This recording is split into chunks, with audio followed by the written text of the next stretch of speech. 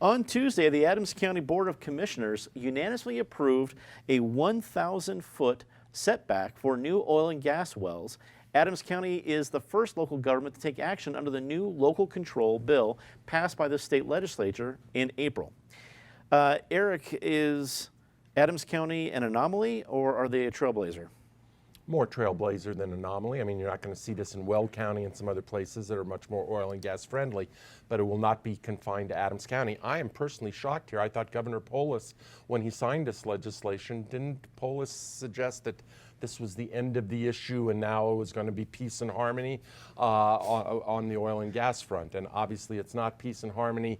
There'll be litigation in Adams County. I assume we will have an oil and gas and a repeal of 181 or quasi-repeal of 181 measure likely on the 2020 ballot. That will be a huge free-for-all fight. A year from now, it is certainly not the last word. And the Democratic Party and, it's a combination of the Democratic left here who really doesn't believe in oil and gas development with a heavy dose of NIMBYism. If you're immediately affected, that I certainly understand. Natasha, what do you think about Adams County's role? Because they're kind of a swing county when it comes to the metro area. That used to be Jeffco and Arapahoe, and they're there to a little bit of degree. But Adams County is the one that can really flip back and forth. But this was a 5-0 unanimous decision to double the setbacks from 500 to 1,000. Did that surprise you at all? Well, I think their constituents are probably speaking pretty loud and clear for them to have that decisive of a vote, and that's why they made the vote that they did. What I think is interesting is that we went from the possibility of sort of having blanket controls across the state, and now we're going to have a situation where we might actually be creating jobs in the oil and gas industry because they're going to have more people in local municipalities trying to fight these regulations.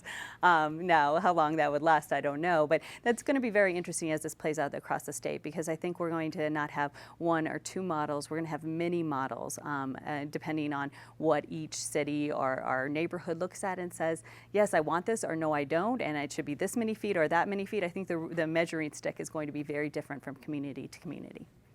You know, one of those voices that was arguing against this was an alum of this table, our own Dan Haley, who's the chairman of the Colorado Oil and Gas Association, who said that these ideas were outside of the purview of the law. And we'll get into the legal argument with David, but Patty, what do you think about the reaction? Or is this going to trigger more things? Is this going to be an idea that other counties take advantage of? Oh, absolutely, and we've already had other counties take a look at it, but it's just not on their agenda as quickly. Boulder County certainly has been looking at it, not the way Weld County is. It's the anti-Weld County. But in Adams County, fracking and drilling has come so close to so many residential areas that you can see why it's absolutely on residents' wavelength.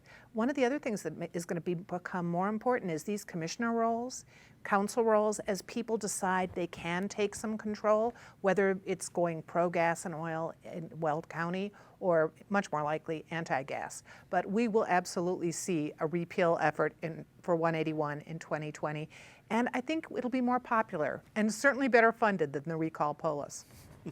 David, as I say, you are an esteemed lawyer at the table. Is there a strong legal case here for folks like Dan Haley? Dan Haley wouldn't say that unless there was at least a respectable legal case. But we'll see what happens on that.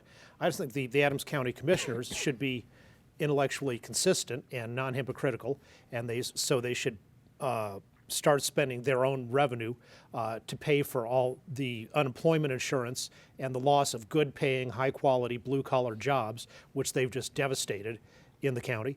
And if they're so leave it in the ground and all anti-oil and gas, then stop buying it. Stop buying oil and gas that comes from Weld County, where they don't have a 1,000-foot setback. You know, they're very hypocritical in saying, oh yeah, we're going to continue to consume stuff produced in other places. We just won't allow it to be produced here. Go live on the oil and gas that can be produced with your ridiculous and extreme conditions and see how you like it.